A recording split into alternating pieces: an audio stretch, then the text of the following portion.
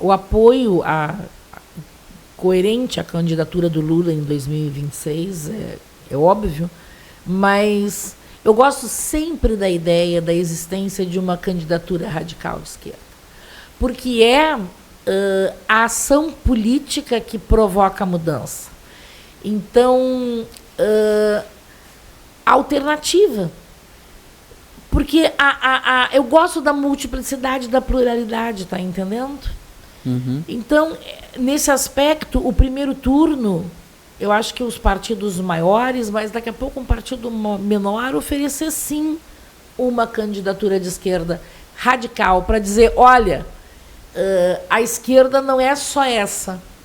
Eu acho muito, muito, muito bom isso, que é o que me dá alegria em ver uma célula do PCBR no município.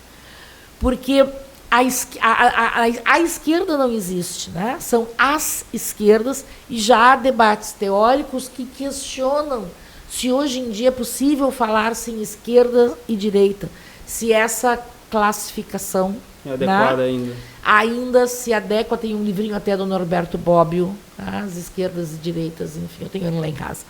E nessa função do pós-modernismo e tudo mais, né? Então, eu acho interessante, porque é a viabilidade de existe algo além, apesar de eu ser petista, sim. E de eu defender com unhas e dentes a candidatura do Lula e a unidade de esquerdas para a candidatura do Lula. Que bom que há a possibilidade, que bom se houver a possibilidade de um outro nome à esquerda num primeiro turno. Porque a gente sabe que no primeiro turno não leva. Por mais que haja unidade.